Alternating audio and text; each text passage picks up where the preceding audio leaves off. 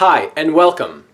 This video is part 2 of a series where I expose the plagiarism of the Quran. In part 1, I reviewed a poem in William Tisdale's book, The Original Sources of the Quran, and showed you evidence that Muhammad's Quran has plagiarized lines of poetry from the pre-Islamic poet Imr al-Qais. Muslims, of course, deny the charge Muhammad plagiarized from pre-Islamic poetry, so we need to look at the usual Muslim responses to this problem and refute each one. I will divide these Muslim claims and questions as external evidences and internal evidences. Let's deal with the external ones first.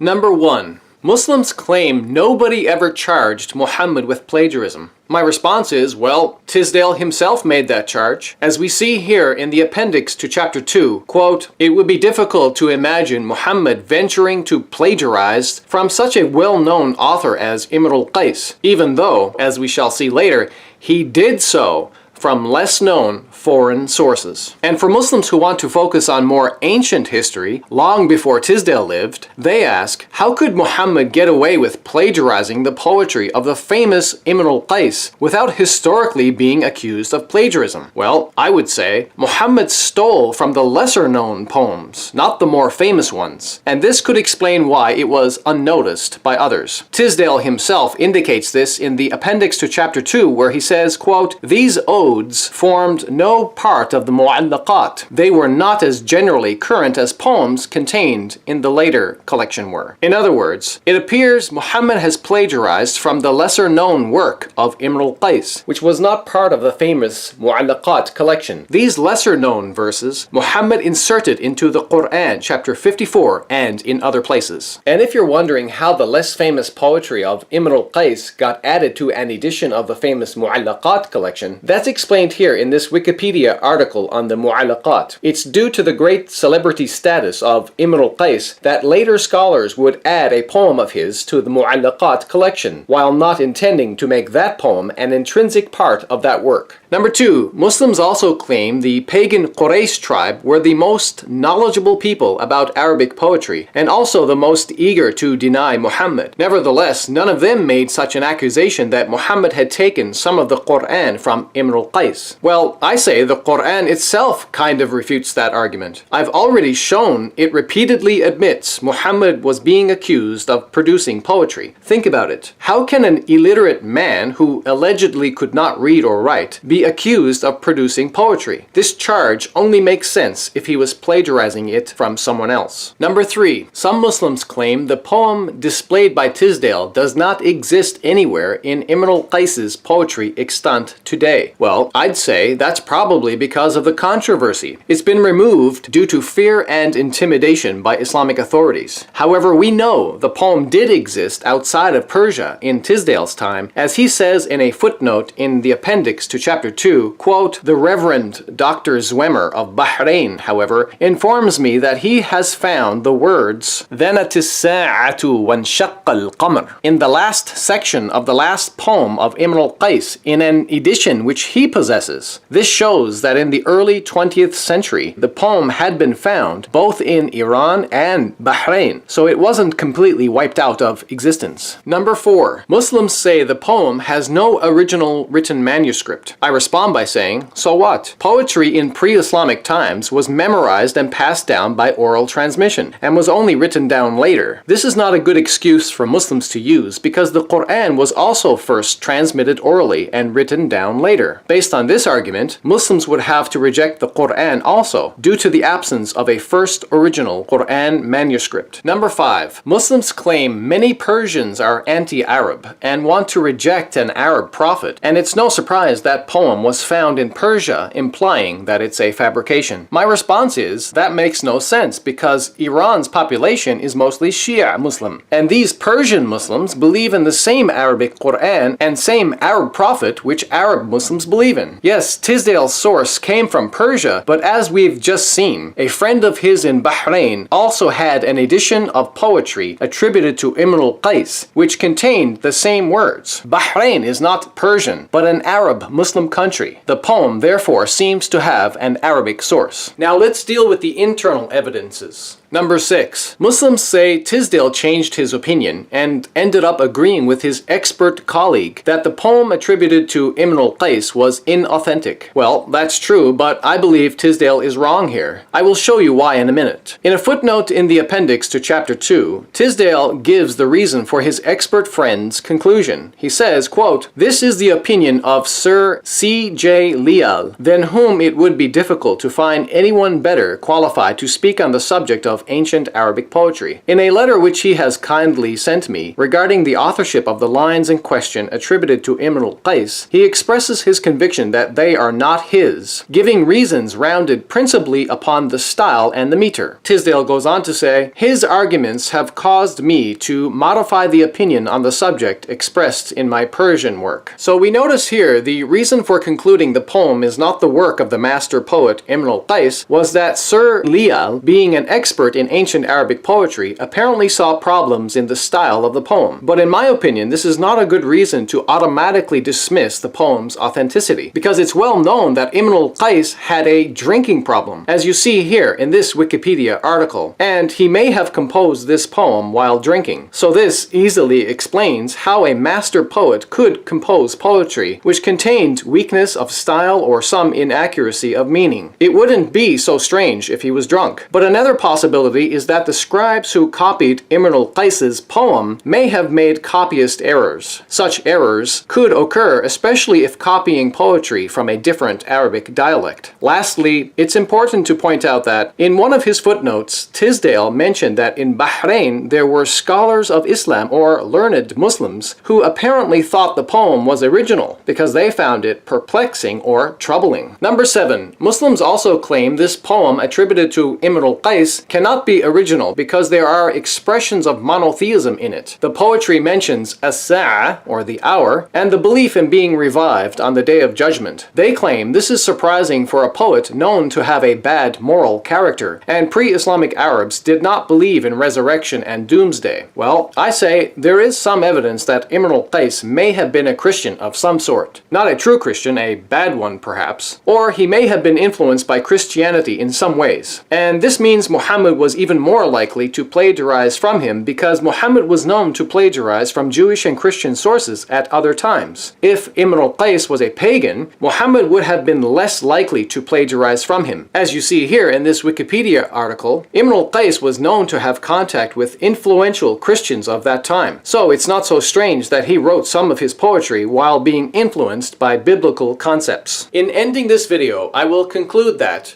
the idea that someone was brave enough to endanger their life to fake this poetry by using verses of the Quran in Iran, above all places, which is a Muslim country with strict Islamic laws and death penalties, is highly unlikely. Tisdale even agreed this is a possible legitimate conclusion because he wrote, quote, "On the one hand, it is difficult to suppose that at any time after the establishment of Islam, anyone would have the daring to parody the Quran by taking passages from it and applying them to the subject to which these lines of poetry refer." This is in his appendix to chapter 2. Yes, Tisdale did change his mind, but he admitted he saw some connection between these lines and the Quran. In the end, he seemed more unsure of himself rather than certain. I believe Tisdale was wrong in his final conclusion because he did not take into account the fact that Ibn al-Qais had a serious drinking problem, and the reason why he could produce some low-quality poetry was because he was under the influence of alcohol. It would be absurd to believe that some unskilled Muslim poet wrote some poor-quality, nonsensical poetry while quoting verses from the Quran, and then falsely attribute that poem back to the pre-Islamic master poet Ibn al-Qais. Such an assumption is utterly foolish, makes no sense, and cannot be maintained. Look, in this video I'm not making the claim the Quran can be classified as poetry, or that its style of recitation should match the style of recitation used for other poetry. But I am making the claim that the actual words, the actual content of Ibn al-Qais's pre-Islamic poetry was taken by Muhammad and incorporated into the Quran, and these are in some cases verbatim, word for word exact matches, which is evidence Muhammad is guilty of plagiarism. So, finally, our last question is,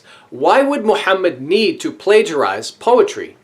Well, my theory is that in the early part of his so-called prophethood, In the Meccan period, which is when chapters 21, 37, 54, and 93 were revealed, most people didn't believe in Muhammad. So obviously his so-called linguistic miracle, the Quran verses or ayat, were not considered a big deal to most people. So Muhammad had to beautify the Quran with some nice poetry to make it more amazing and acceptable to people. This was achieved by plagiarism. Muhammad knew what he was doing. He knew the power and influence which poetry had upon 7th century Arabian society, and as you see here, this is evidenced by his assassinations of various poets who opposed him. Lastly, I will leave you Muslims with some Arabic recitation. It looks and sounds like the Quran, but it's actually Ibn al-Qays's pre-Islamic poetry. This is meant to give you a better insight into how Ibn al-Qays's pre-Islamic poetry became Muhammad's Quran. It all makes perfect sense now. دنت الساعة وانشق القمر عن بزاد صاد قلبي ونفر أخور قد خرت في أوصافه ناعس الطرف بعينه حور مر يوم العيد بي في زينة فرراني فتعاطى فعقر. Therefore, behold, I am against the prophets, saith the Lord, that steal my words every one from his neighbor. Behold, I am against the prophets, saith the Lord, that use their tongues and say, He saith. Behold, I am against them that prophesy false dreams, saith the Lord, and do tell them, and cause my people to err by their lies and by their lightness. Yet I sent them not, nor commanded them. Therefore they shall not profit this people at all, saith the Lord.